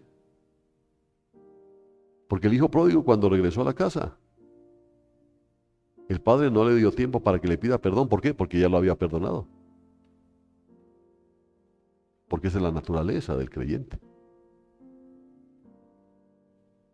Si yo que he sido perdonado de tantas cosas, ¿por qué me voy a poner a dármela de muy estirado, no perdonando? Ay, es que hay que ver lo que me hizo. ¿Cuánto más le hicimos nosotros a él y nos perdonó? Y no nos saca en cara. Termino. Y así es contigo y los enemigos que amas. Cuanta más misericordia rechacen, tantos más carbones encendidos estarán amontonando sobre su cabeza. ¿Oyeron? Cuanto más misericordia rechacen, siga haciendo mala cara, siga. Siga moviéndose en rencor. Más ira de Dios amontonan sobre sus cabezas. Ese no es nuestro deseo, nuestro objetivo, por supuesto. Y yo lo digo delante de Dios, se lo digo, hermano, no es mi deseo, no es mi deseo, ni para los enemigos graves, gente que ha hecho bastante daño, no es mi deseo. No. Y se lo digo delante de Dios. Nuestro objetivo está en Romanos 12:14, bendecir y no maldecir, orar por nuestros enemigos y ser como Pablo en Romanos 10:1. Hermanos, el deseo de mi corazón, dice Pablo, y mi oración a Dios por Israel es para salvación. Por eso somos capaces de dar nuestras vidas para que nuestros enemigos sean salvos. ¿Cuánto dicen amén? Nadie, ¿no es cierto? Imaginen, dar la vida por su hijo, aquí está. Dar la vida por un familiar, pues, aquí está. Dar la vida por sus hermanos, bueno, pero dar la vida por los enemigos. Y Cristo dio su vida por nosotros que éramos enemigos de Él.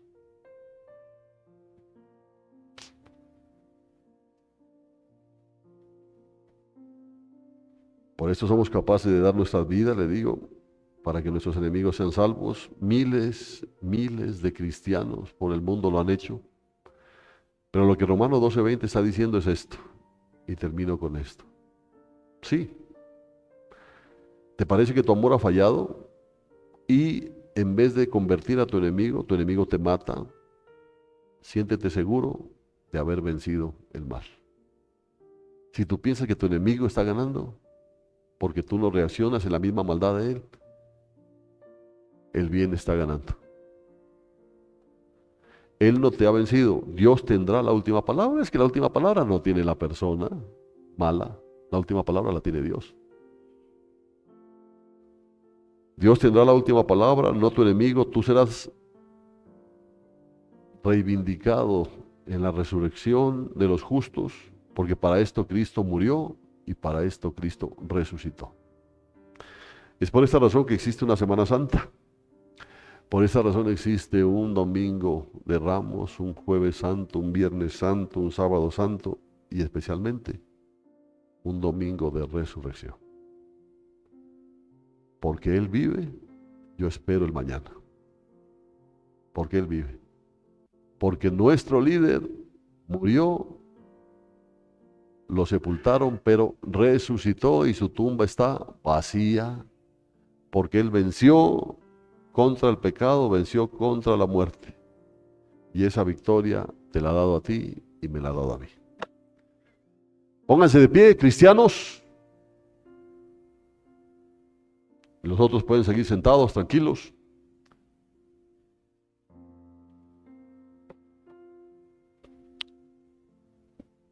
Cristianos, sean fuertes. No sean vencidos por el mal. Venzan con el bien el mal. ¿Cuántos dicen amén?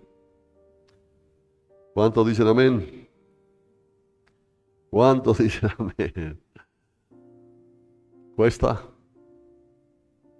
Y está bien que le cueste porque esto no es en la fuerza humana. Nuestra esperanza de gloria es Cristo en nosotros. Dios no está transformando a Augusto Romero en un mejor hombre. Cristo está matando a Augusto Romero para que Cristo viva en mí. No soy yo. Cristo vive en mí. Amén. Entonces yo quiero orar por aquellas personas que guardan resentimiento en sus corazones. ¿Cuál es el problema de ese resentimiento que los está matando a ellos? Mientras aparentemente los que los ofendieron están cada vez más gordos y más prosperados.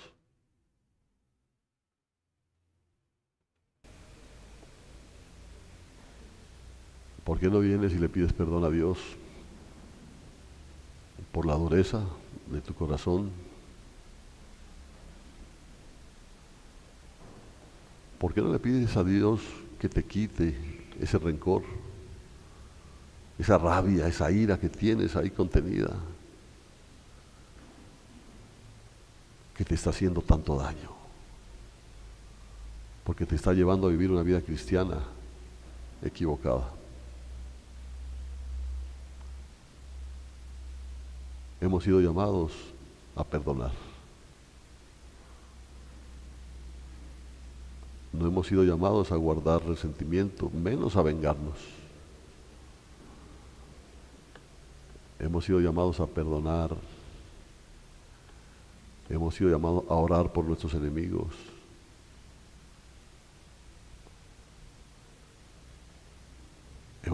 Hemos sido llamados a que nuestros enemigos vean en nosotros la mano de Dios. Porque si no vamos a caer en la misma cosa del mundo. El mundo dice ojo por ojo, diente por diente. Mas yo os digo, dijo nuestro amado Jesús, si te abofetean una mejilla, pon la otra. Si te quieren robar la capa, da también la túnica. Si te exigen llevar una carga por 1 milla, llévala 2.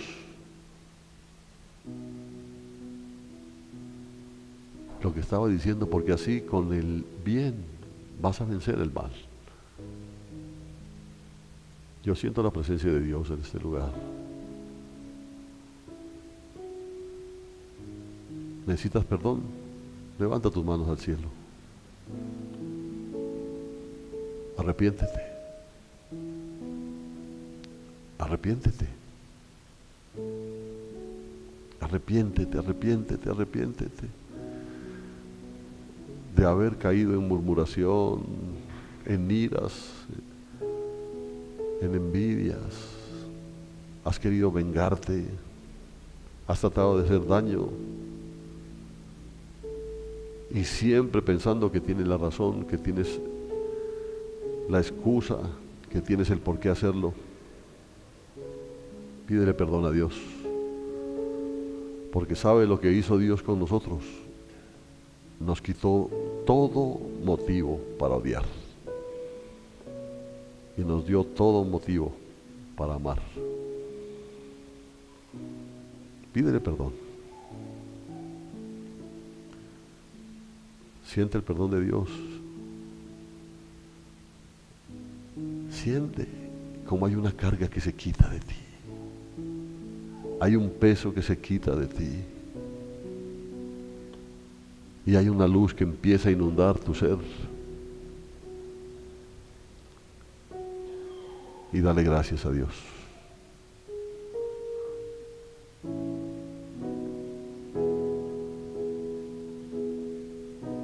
No tengo más que darte las gracias.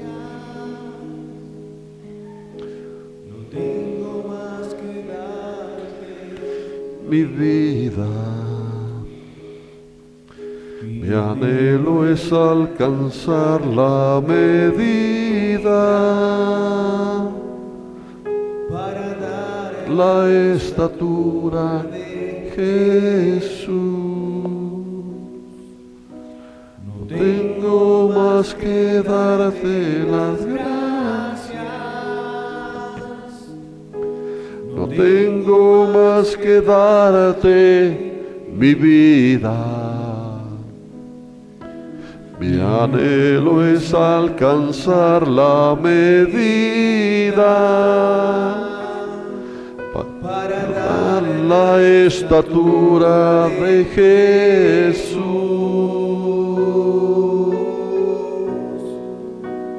quiero alcanzar Aquello por lo cual fui alcanzado.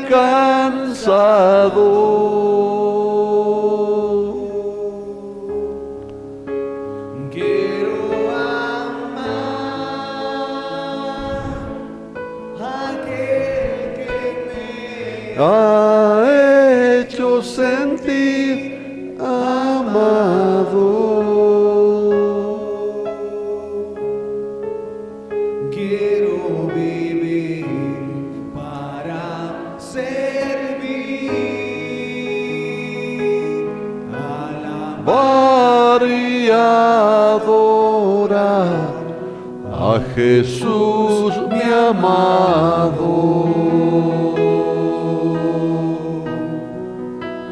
quiero alcanzar Aquello por lo cual fui alcanzado.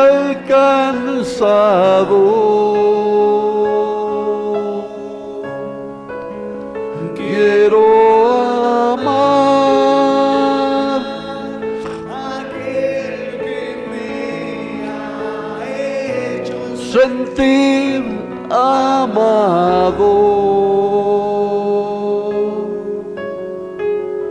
Quiero vivir para servir, alabar y adorar a Jesús mi amado.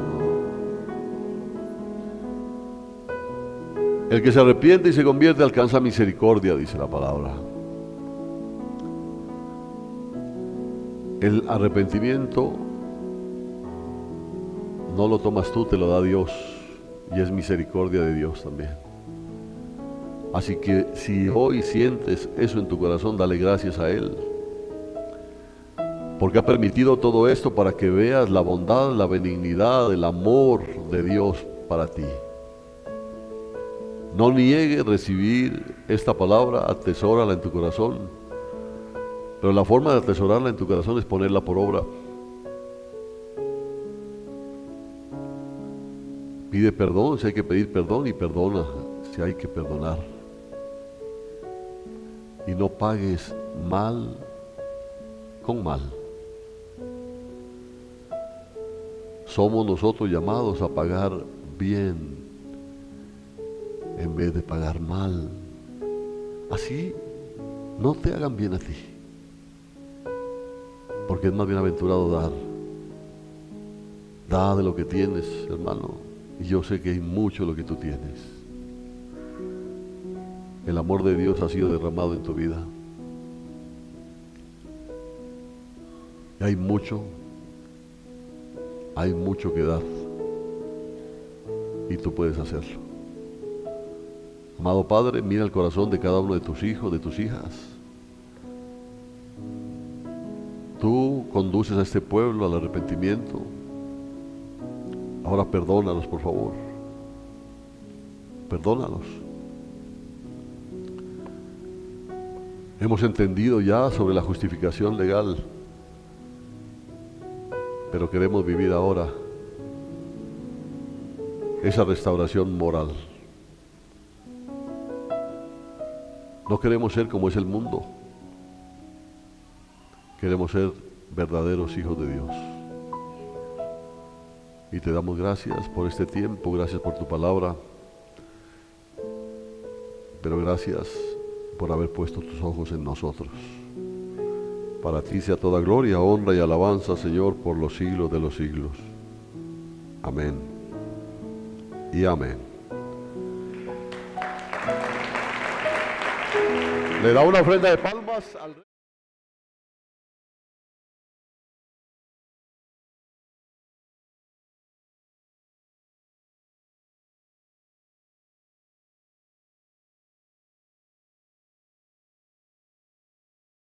Tu mente, Señor. Oh Cristo, ayúdame en mi humanidad. Ayúdame porque soy hombre. Mira mi condición, Señor, de hombre. Ten piedad de mi vida. Y ayúdame a entender tu propósito. Dame tu corazón, dame tu mente.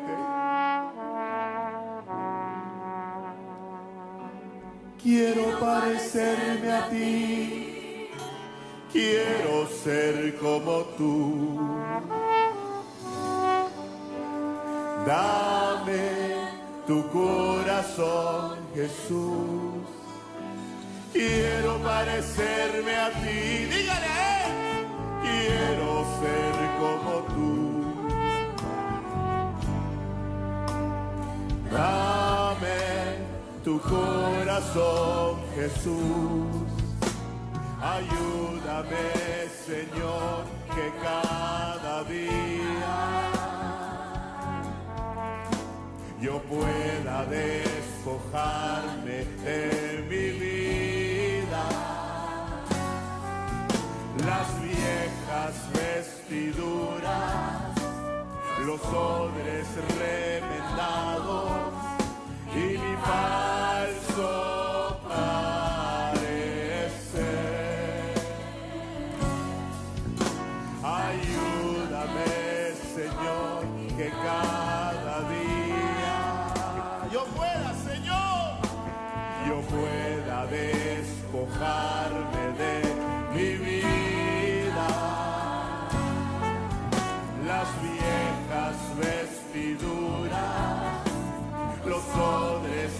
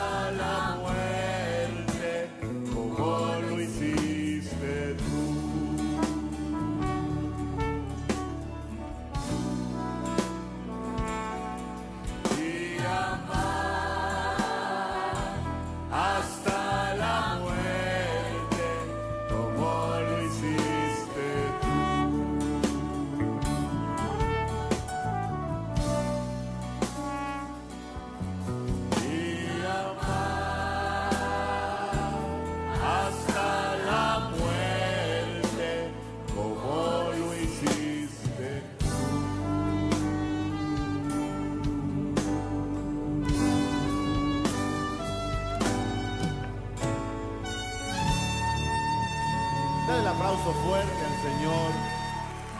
Fuerte.